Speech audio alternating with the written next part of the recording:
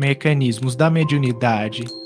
11º livro da coleção A Vida no Mundo Espiritual. Ditado pelo espírito André Luiz e psicografado pelo médium brasileiro Francisco Cândido Xavier, em 1959 e lançado em 1960. Capítulo 11. Onda mental. Onda hertziana. Examinando sumariamente as forças corpusculares de que se constituem todas as correntes atômicas do plano físico, podemos compreender, sem dificuldade, o pensamento ou radiação mental, a substância de todos os fenômenos do espírito, a expressar-se por ondas de múltiplas frequências. Valendo-nos de ideia imperfeita, podemos compará-lo, de início, à onda hertziana, tomando o cérebro como sendo um aparelho emissor e receptor ao mesmo tempo. Pensamento e televisão. Recorrendo ainda a recursos igualmente incompletos, recordemos a televisão, cujos serviços se verificam à base de poderosos feixes eletrônicos devidamente controlados. Nos transmissores dessa espécie, é imperioso conjugar a aparelhagem necessária à captação, transformação, irradiação e recepção dos sons e das imagens de modo simultâneo. De igual maneira, até certo ponto, o pensamento, a formular-se em ondas, age de cérebro a cérebro, quanto a corrente de elétrons de transmissor a receptor em televisão. Não desconhecemos que todo espírito é fulcro gerador de vida onde se encontre. E toda espécie de vida começa no impulso mental. Sempre que pensamos, expressando o campo íntimo na ideação e na palavra, na atitude e no exemplo, criamos formas, pensamentos ou imagens modes que acogemos para fora de nós, pela atmosfera psíquica que nos caracteriza a presença. Sobre todos os que nos aceitem o modo de sentir e de ser, consciente ou inconscientemente, atuamos à maneira do hipnotizador sobre o hipnotizado, verificando-se o inverso, toda vez que aderimos ao modo de ser e de sentir dos outros. O campo espiritual de quem sugestiona gera no âmbito da própria imaginação os esboços ou planos que se propõe exteriorizar, assemelhando-se, então, à câmara de imagens do transmissor vulgar, em que o iconoscópio, como jogo de lentes adequadas, focaliza a cena sobre a face sensível do mosaico que existe numa das extremidades dele mesmo, iconoscópio, ao passo que um dispositivo explorador, situado na outra extremidade, fornece um feixe tênue de elétrons ou raio explorador que percorre toda a superfície do mosaico.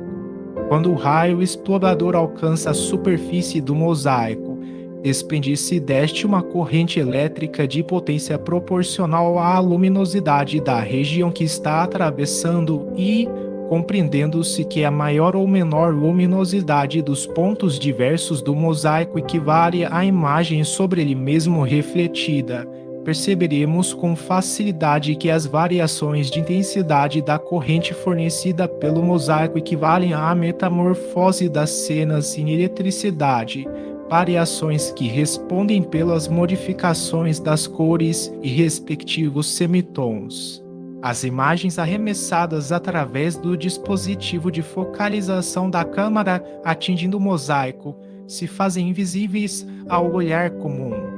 Nessa fase da transmissão, os vários pontos do mosaico acumulam maior ou menor corrente elétrica, segundo a porção de luz a incidir sobre eles. Somente depois dessa operação, que prossegue em variadas minudências técnicas, é que a cena passa ao transmissor da imagem a reconstituir-se através do cinescópio ou válvula da imagem no aparelho receptor, válvula essa cujo funcionamento é quase análogo ao do iconoscópio na transmissão, embora fisicamente não se pareçam.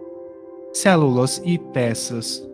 Com muito mais primor de organização, o cérebro ou cabine de manifestação do espírito, tanto quanto possamos conhecer-nos, do ponto de vista da estrutura mental, em nossa presente condição evolutiva, possui nas células implementos que os servem aparelhagens correspondentes às peças empregadas em televisão para a emissão e recepção das correntes eletrônicas, exteriorizando as ondas que lhes são características, a transportarem consigo estímulos, imagens, vozes, cores, palavras e sinais múltiplos através de vias aferentes e eferentes, nas faixas de sintonia natural.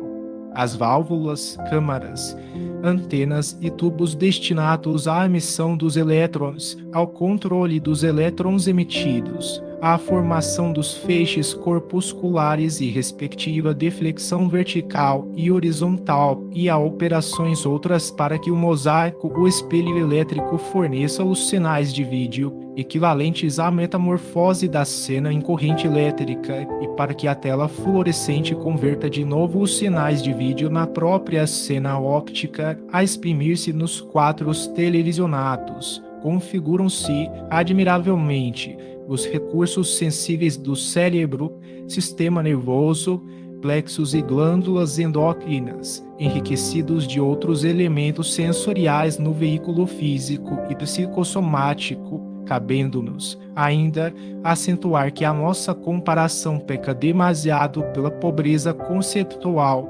porquanto, em televisão, na atualidade, há conjuntos distintos para missão de recepção, quando o espírito, a engrenagem individual do cérebro, conta com recursos avançados para serviços de missão de recepção simultâneos. Alavanca da vontade. Reconhecemos que toda criatura dispõe de oscilações mentais próprias, pelas quais entra em combinação espontânea com a onda de outras criaturas desencarnadas ou encarnadas que se afinem com as inclinações e desejos, atitudes e obras, no quimismo inelutável do pensamento.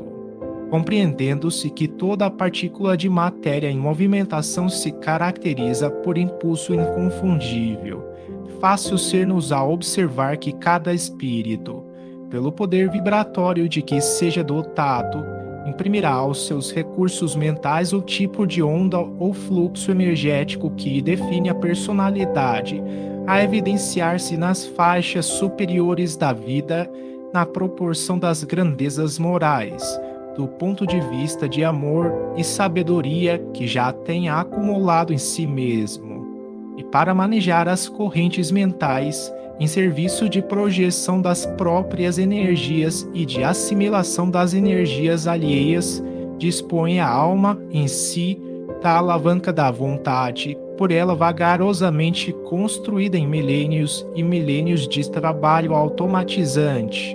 A princípio, adstrita aos círculos angustos do primitivismo, a vontade, agarrada ao instinto de preservação, faz do espírito um inveterado monomaníaco do prazer inferior.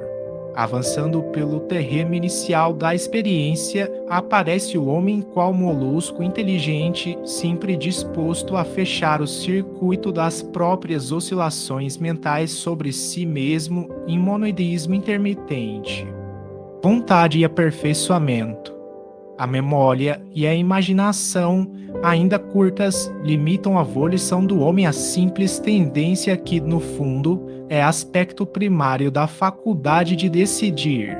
Ele mesmo opera a retração da onda mental que o personaliza, repelindo as vibrações que o inclinem ao burilamento sempre difícil e à expansão sempre laboriosa, para deter-se no remo afetivo das vibrações que o atraem, onde encontra os mesmos tipos de onda dos que se assemelham, capazes de entreter a egolatria, o gregarismo das longas simbioses em repetidas reencarnações de aprendizagem. A civilização, porém, chega sempre. O progresso impõe novos métodos e a dor estilhaça envoltórios. As modificações da escolha acompanham a ascensão do conhecimento. A vontade de prazer e a vontade de domínio, no curso de largos séculos, convertem-se em prazer de aperfeiçoar e servir acompanhados de autodomínio. Ciclotron da vontade. Arremessa a criatura naturalmente à própria onda mental na direção dos espíritos que penetraram mais amplos horizontes da evolução, alcançando semelhante estágio de consciência. A vontade, no campo do espírito, desempenha o papel do ciclotron no mundo da química, bombardeando automaticamente os princípios mentais que se contraponham aos impulsos.